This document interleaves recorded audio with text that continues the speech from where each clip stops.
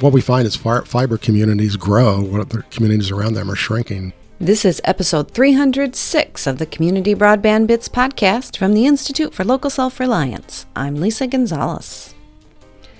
While at the Broadband Community Summit in Austin, Texas, Christopher spoke with community leaders, advocates for universal broadband, and consultants.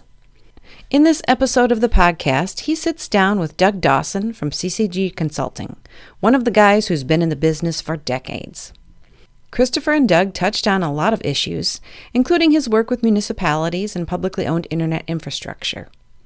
He talks about choosing a consultant, marketing and costs, as well as how to deal with misinformation.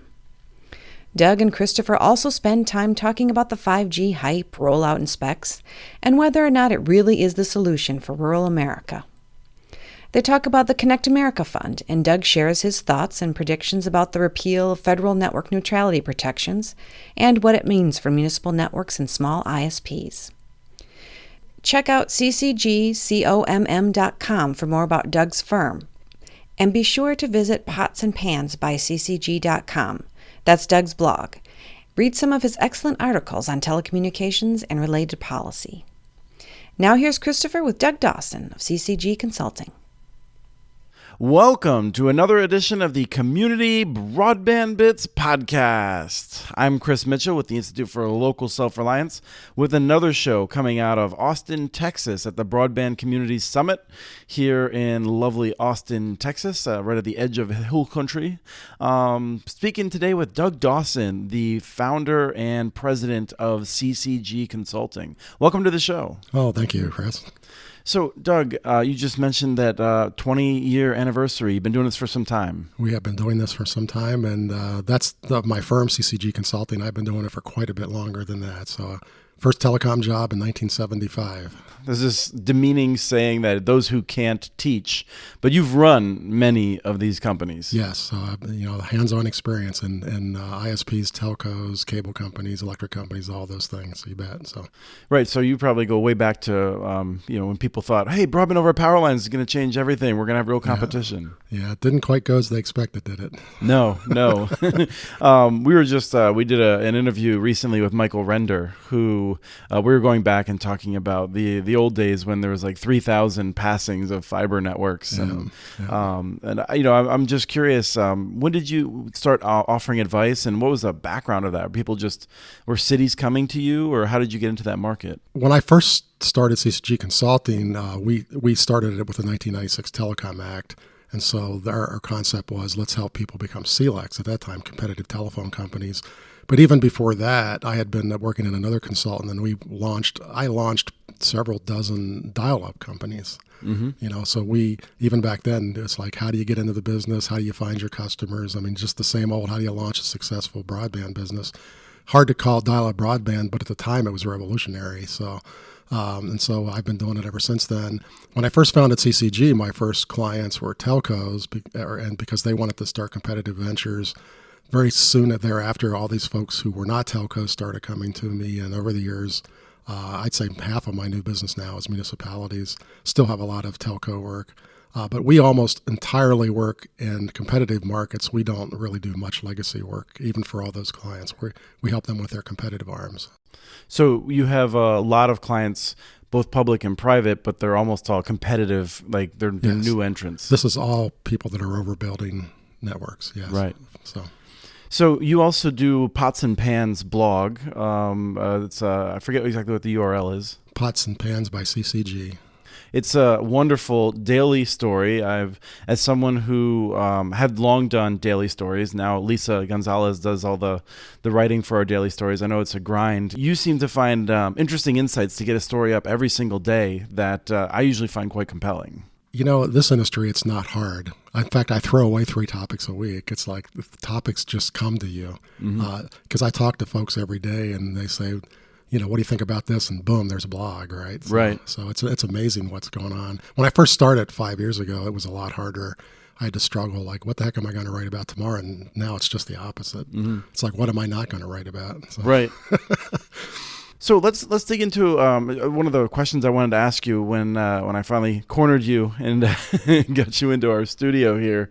Was any lessons that you've drawn from all of the years of working with municipalities that might be relevant for someone who is in a community where they're going to be starting a network, or there's a very good chance they're going to be starting a network? There's a lot of lessons. One is, which people don't realize, it costs a lot more money to get started. Communities will put together $50,000 to do a feasibility study and just not realize it's going to cost a whole lot more than that before you get into the business. And so you can't underestimate the cost of getting going. The cost of launching a new business is, there's a lot to get done. We always do what Gantt charts, which are project plans for a new fiber network, and literally they will have 3,000 tasks on them that have to be finished, everything from marketing to the network construction items. And so it's a complex business. And so the second piece of advice is go find the experts who can help you do it, and get folks who've done it before. There's a lot of consulting firms out there who are good at one piece of it, but you need to find somebody who does everything you're looking for, because there's not very many of us.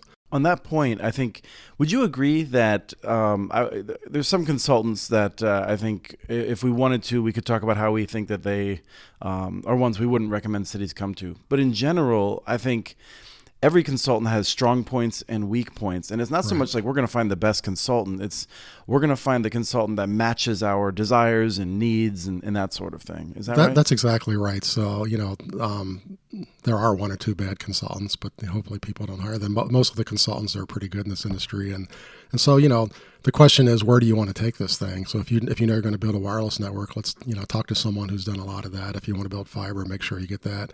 The number one issue nowadays that I give people advice on is, the engineering part's easy. There's a dozen engineering firms in the country who can tell you how much the fiber network's going to cost.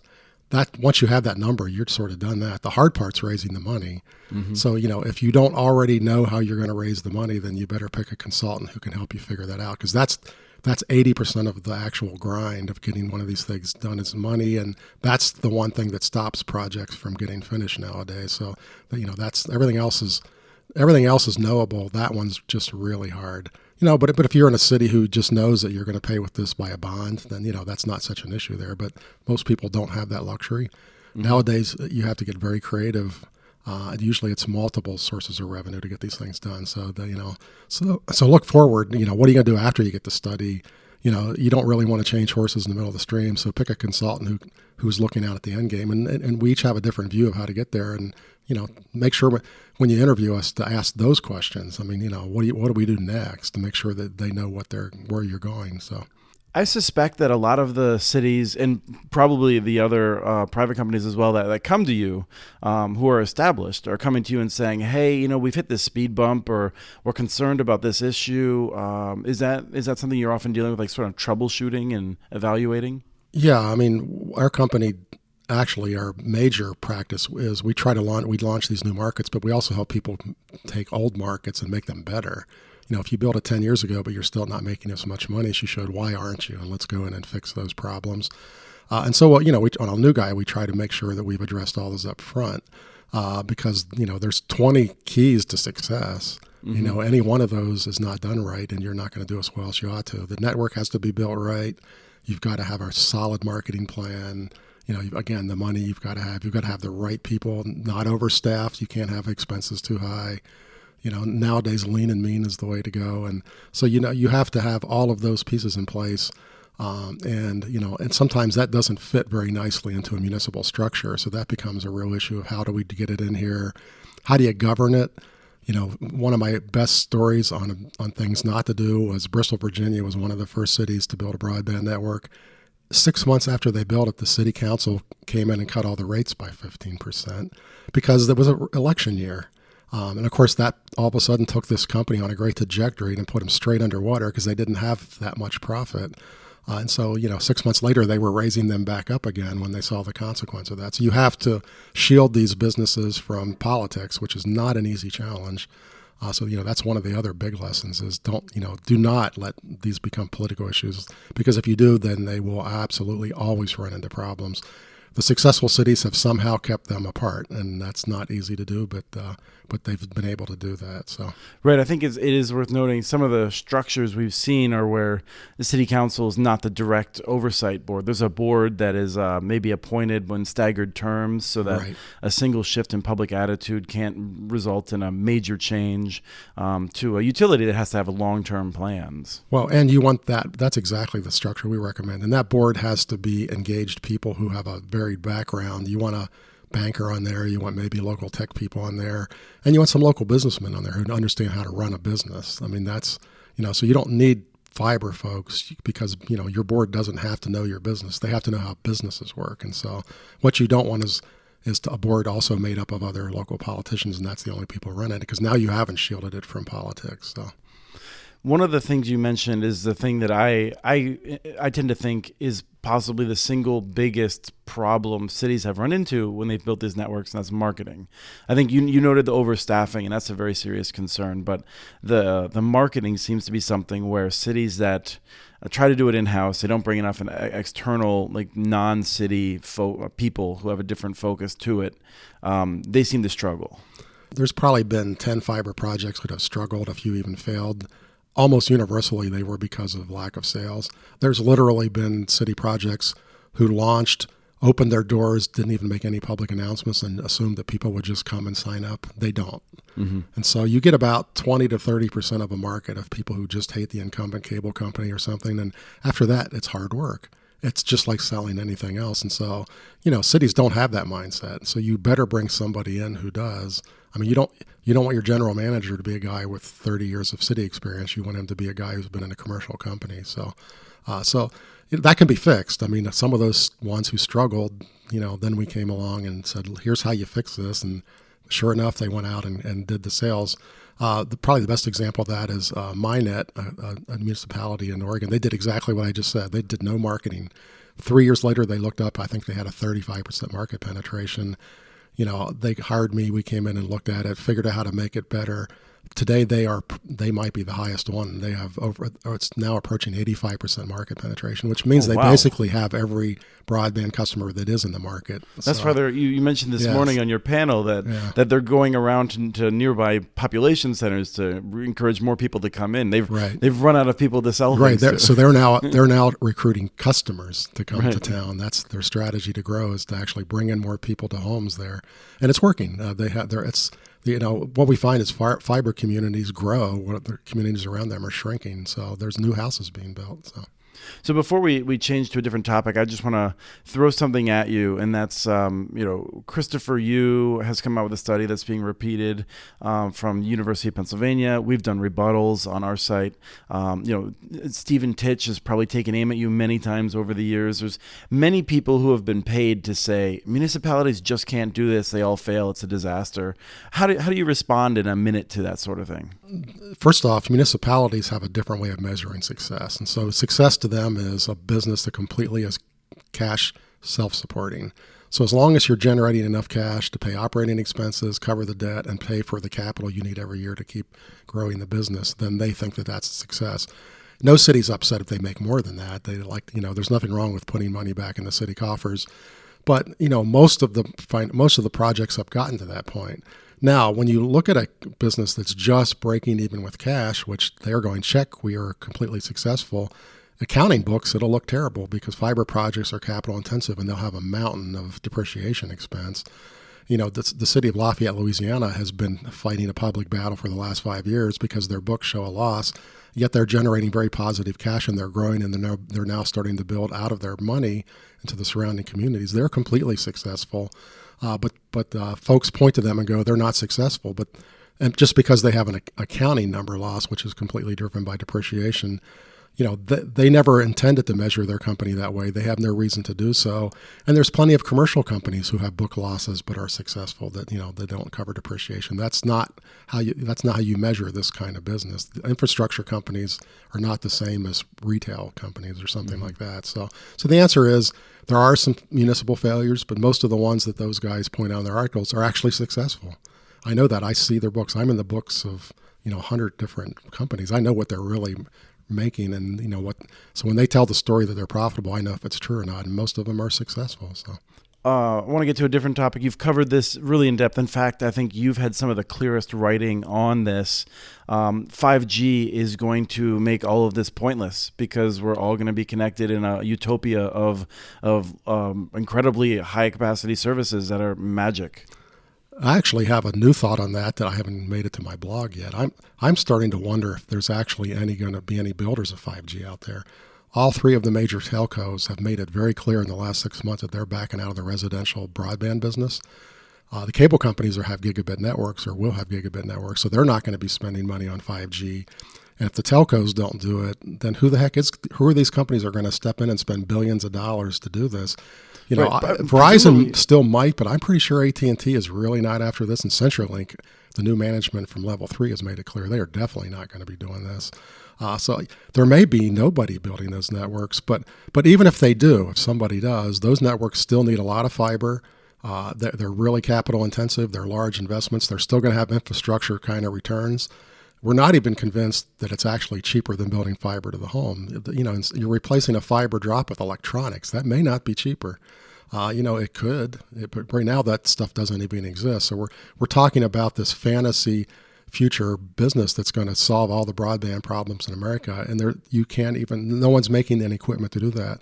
I've got a long history of watching wireless ventures fail because the technology never worked right. So, I don't trust anything until I see it working in the field, and we're probably 5 years away from actually working equipment. So it has great promise.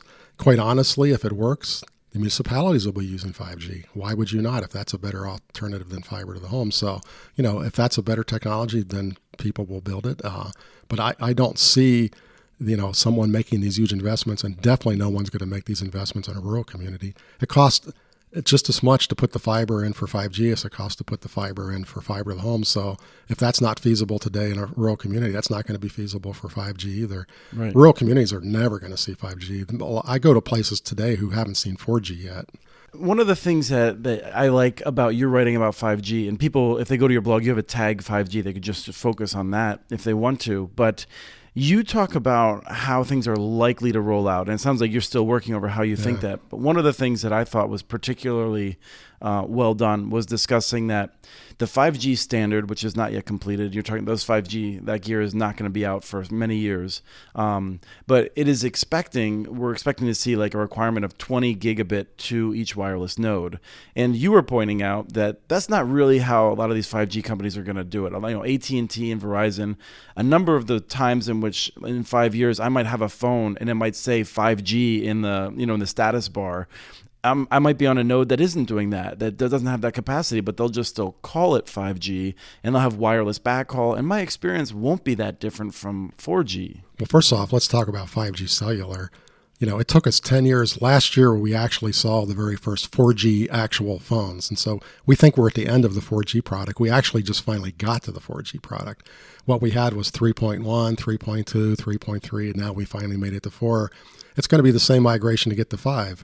Verizon says they're going to roll out 5G next year. They're not. They're going to roll out 4.1G because there's 13 different aspects of 5G in the cellular world that you have to meet, and that's the sort of the standard. And so they will start picking away at little pieces of those new improvements. But even when they're all finished, 5G cellular, if you go right back to the specs, it says deliver 100 megabit download, 20 megabit up. And that's what they're shooting for. They're not shooting for gigabit cellular. That's not part of the specification. They're shooting. The main reason behind 5G cellular is to do Internet of Things. Mm-hmm. A cell site's going to be able to talk to 100,000 devices. Today, it's way smaller than that, which is why when you're in a convention center like this, you can't get a cell phone connection. There's not enough connections on the cell site. And their picture, Verizon and AT&T believe that they want to conquer the IoT world, but they're starting from a massive deficit because today every device is connected to Wi-Fi. They may not ever get there. I don't know why people would pay a subscription to use their IoT devices if their home Wi-Fi connection does it for free. So I think they have a very big uphill battle. The 5G that they're really talking about, and people conflate the two issues, is 5G point-to-point radios. Those can do gigabit speeds. That's the stuff, though, that you're going to need a fiber right up to those things to work. If you do wireless backhaul, and then we're going to end up with residential overbuild neighborhoods that have 100 meg service, just like you already get today. Nothing wrong with that. If you build that in a town that doesn't have broadband, that'll be awesome. But it's not automatically going to be gigabit, not unless you put fiber everywhere. And that means fiber to every one of those things. Every third pole is going to want fiber to it, and that's pretty expensive. The other topic I really wanted to talk about, and this is something where, again, I feel like you've covered extremely well, is the Connect America Fund. You outlined in a way that I hadn't seen anyone else do, and frankly, I still haven't seen in any mainstream, telecom traditional press reporting, how AT&T is spending its $2.5 billion it's getting, and what people primarily in the South and in Appalachia are getting from AT&T's subsidies to expand rural broadband. So let's just start there. What is AT&T delivering with the $2.5 billion that we're giving it? Well, let's go back to the beginning, because what happened with the CAF2 fund was up to the 11th hour, that was going to be a reverse auction where everybody could come in and bid for that money. And all of a sudden, the order came out and it floored all of us because they just gave all of the money to the big telcos and no one else got a penny of it. And this was under Obama's FCC. And this was, yes, it was. And so obviously the lobbyists, from the big companies won their battle. So they just said, here is your billions of dollars, go do what you need to do.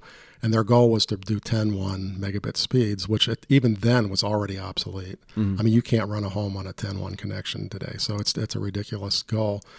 The CAF2 fund says, make your best effort to go out and do that. And we know what's going to happen. They're going to run out and they're going to build homes and they're going to increase speeds. And when they run out of money, they're going to stop. So even all the people who are covered by that footprint that they're supposed to cover will not be covered. So some folks will get no improvements. AT&T is using this as the way to tear down rural copper. So their solution is, in about 90% of the places, is they're just going to start selling folks cellular connections, which they already can do today. So they are going to use this money to sort of beef up the transport to rural cellular towers. But, cellular connections, anything wireless data-wise has this curve where it says the further you are away from the tower, the speeds drop up really fast. And when you go to rural America, it's not very, these speeds that they're talking about delivering only work for a first mile or two. And it's not very hard to be 3 or 4 or 5 or 6 miles from the nearest cellular tower. And they're not going to build thousands of new cellular towers. And so all these folks that are supposedly going to be getting these fast speeds will get 3 megabits, and they'll get it, and they'll get on a very expensive $80 a month cellular plan with a data cap on it. And just, like they do today, it's not going to make their lives all that much better. Now, if you're really close to the cell tower and that technology, you might get 15 megabits. That's sort of the best speeds we can do today. That's not going to be very many people, and that's not broadband. Right. Even by the FCC's definition, it's not broadband. But in real life, it's not broadband. You can't, I have a 60 megabit connection home with 3 people on it, and we crowd each other out. Yes. It's pretty amazing how we've changed how much broadband we need. And the reason for that is we do simultaneous things today. It's not that we have applications that need broadband. It's we're trying to do 6 of them at the same time. And boy, they interfere with each other like crazy, and it doesn't work. So, well, the vision of the Connect America Fund was something that I really supported. The idea being that rather than envisioning an endless supply of yearly subsidies for operating expenses, the vision was that we would do one-time larger capital expenditures and that we would not need to keep subsidizing them. But it looks to me like the way it's been implemented is actually just that now rather than doing yearly subsidies, we're going to do subsidies every decade, because there's no way we're not going to give more money to upgrade those people that are getting 3 megabits. They're going to need something better. Yeah, and what's going to happen is the phone companies have all made it clear when that money runs out, they're not doing any more. They are not doing any more work on rural copper. So we just gave billions of dollars to beef up rural copper, which was already old, bad, and not adequate. We've got to a point where people now in rural areas don't want better broadband. They're demanding better broadband. Right. So the politicians in those areas will not be able to withstand that political pressure. So we're going to have to do it all over again. That money could have seeded gigantic fiber builds. If they would have just put it open to auction, all sorts of folks would have come in and built fiber instead of beefing up the copper. It would have not solved the whole footprint, but might have solved 25% of it with fiber.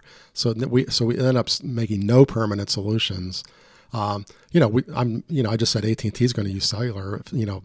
Frontier and CenturyLink are just beefing up their DSL on really old, inadequate lines. That's even worse than what AT&T is doing. So, do you have any quick takes on discussions about sort of CenturyLink and Frontier, Windstream not having a viable path forward, and us having a sudden moment in the near future where they're just not serving, they just give up and walk away from rural areas? Well, I just actually wrote a blog. I don't remember when they're published exactly, but it says CenturyLink has basically announced they're backing out of the residential business. They are no longer going to support residential broadband, which means they're going to let rural copper go. They are going to probably not build any more fiber to the home because the company just got basically taken over by Level 3 management, and they're going to focus on enterprise. So that company is going to be out of the business, which means we're going to see the same thing we saw. You want a good example of that? Verizon tried to sell West Virginia property off for almost 15 years, and during that whole time, they made zero investment in the state because they were always this close to getting the buyer, right? So that's 15 years where they completely neglected the copper. When by the time Frontier bought it, it was completely a pile of crap. They're struggling to make it better, but you can't really fix something that's been neglected for that long without keeping it up. They're going to stop doing any repairs in rural areas. All these companies are going to cut back their employees. In your state, Cook County, one of the reasons they decided to build a fiber network is CenturyLink had one technician for the entire county, an entire county. Mm-hmm. So if you called with a phone problem or a data problem, it could be 3 weeks before he ever even got out to see you. And then he would go, gee, there's really nothing I can do for you because that takes capital money and we don't have any money to do that. That's what we're going to see in rural areas is no response for problems.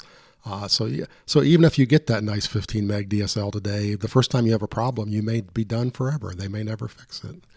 So let's finish up with a discussion briefly about net neutrality. I'm curious how your different customers and clients responded. I know that there was a division among municipalities, none of whom, as far as I can tell, really have any intention of violating net neutrality. But there was a mixed response as to whether or not they supported the FCC taking action on it. I don't have a client who violates net neutrality, and little guys really can't. You don't have the market power. But you say that, but they could. Because what we've always seen, so, the way net neutrality is going to get violated is, AT&T and the big guys are going to data mine their customers, and they're going to do all the same stuff that everyone's freaking out about Facebook for. They're already doing it quietly behind the scenes. AT&T has a way better look at what you do than Facebook does. AT&T sees all of your emails, and they see all of your web searches. They know everything about you, right? And so what I suspect is going to happen is there's going to be a group of marketing guys pop up who will pay these little guys X number of dollars per customer for their data. And at that point, some of them may decide to get into the business. They may say, well, heck, I would love to get $8 per customer per year. All I have to do is give them my URL search data. I'm not so sure that some of these guys won't violate net neutrality. Money is a strong incentive. Right now, none of them do because they don't have the market power to do it. Right. They don't have the technical work. They don't know how to do this stuff. They can't mine their data as customers. But I'm not so sure that they won't in the long run. I think municipalities are the safest bet. They will not violate their customers' trust, but I think a lot of the little commercial guys very well might. So. And I think it's worth noting for people that are very technical, net neutrality is separate in some ways from the privacy issues. But in the way that it's worth talking about, in the way that every American really thinks about it, they're all wrapped up into one. They're all and wrapped that's up in one. Exactly. It's whether or not you're getting the broadband service that you need and want. Right. I mean, the other aspect is, limiting web searches and, fast lanes, slowing down stuff. The little guys will probably never do that. I mean, that's just bad customer service. Because that's their one competitive advantage over because they're all competing against the bigger guys almost always. So I think that's the one area they won't go to. So, but, we'll see. They could surprise me there too. So. Sure. I'm curious what you've seen in the last few years. In the 2015 order, when net neutrality was established, that was also the time when the FCC, Tom Wheeler, led the FCC in overruling North Carolina and Tennessee's barriers against municipal networks, some of the barriers. That led to a spike, a lot of news stories, a lot of cities considering networks, many more feasibility studies than we had seen in the past. We've not yet seen a doubling. We've seen an increase of cities getting into this business. Recently, with the net neutrality repeal, we're seeing, again, tremendous interest from cities and activists that are getting organized. Is this space going to start really growing much more rapidly? It's actually growing a lot more rapidly than you think because where all the growth is in public-private partnerships. Cities are going, look, I will kick in some money to help you build and then an ISP is doing the actual construction, running the networks. And you don't think of those as municipal projects so much. And a lot of them are very quiet and they don't make big press, but that's where we're seeing all the growth. And so I think, most cities don't really want to be ISPs. If they're not already with their own power company or something where they're used to a technical interface with customers, that they're still scared to death of that. As well they should be. I think there's actually more interest than I've ever seen, but probably 3/4 of those are headed towards public-private partnerships. And so, they don't really care what the model is to get broadband to their community. Cities don't feel like they have to be the one to drive it. They just want people to get the speeds they want, and they want the ISP to be someone responsible. And they would like that to be someone local, which is not always possible. But they would love the profits not to run to some big city. But at this point, cities go, I need broadband, and anything that gets me that is acceptable. They're a lot less picky than they were 5 years ago. Are you seeing the public-private partnerships getting executed? Because I agree with you, there's been a tremendous interest in that. But Axia exited the U.S. market recently. Sci-Fi is now working with at least 2 cities, possibly more in the near future. But there was 5 years where they were talking with many cities, and there's all this talk of public-private partnerships, but they weren't executed. The answer is yes. Those guys were going after fairly big towns, and so that has not gone very far. Because when you walk into a town where it's a $50 million investment or $100 million investment, there's not many players in that market. So what we're seeing though is public-private partnerships that are out, in a lakefront in Minnesota, in a little mountain town in Colorado, and they're working together to bring broadband to 100 people or 500 people or 1,000 people, and there's a lot of those going on. Okay. So very slowly, and they're mostly working with either independent telephone companies who are doing a tremendous amount of this expansion out of their own pocket. There's some very good WISP wireless companies who are doing it with the right technology, who are doing a pretty good job, and there's a few independent guys who are just doing it. I have a client in Kansas who's out of his own pocket has built 500 or 600 miles of fiber to the home in the most rural places you can't imagine that would make a good business plan, but he's making a really good go at it. So very slowly they're picking it off. Unfortunately, when you look at the map of who doesn't have it, and you plot all these out, it still doesn't color very much of it from, not having fiber to fiber. But that's where the growth is. Unfortunately, I don't know that there's going to be an easy answer to the towns that need a $50 or $100 million investment, because that's hard money to raise for anybody. And those companies who tried it, they really didn't succeed. I don't hear a lot of new ones coming along. We'll see. Well, thanks for your insights today. It's been a really good conversation, getting some candid answers to some of these things where we all see just press releases regurgitated in the press, unfortunately. Yeah, well, that's 5G for you. That's technology by press release. So. Right. Thank you so much. All right, you're welcome. That was Doug Dawson from CCG Consulting. We have transcripts for this and other podcasts available at muninetworks.org/broadbandbits. Email us at podcast@muninetworks.org with your ideas for the show. Follow Chris on Twitter. His handle is @CommunityNets. You can also follow muninetworks.org stories on Twitter. The handle is @muninetworks. Subscribe to this podcast and the other ILSR podcasts, Building Local Power and the Local Energy Rules podcast. You can access them on Apple Podcasts, Stitcher, or wherever else you get your podcasts. Never miss out on our original research. Subscribe to our monthly newsletter at ilsr.org. Thanks to Arnie Huseby for the song Warm Duck Shuffle, licensed through Creative Commons. And thanks for listening to episode 306 of the Community Broadband Bits podcast.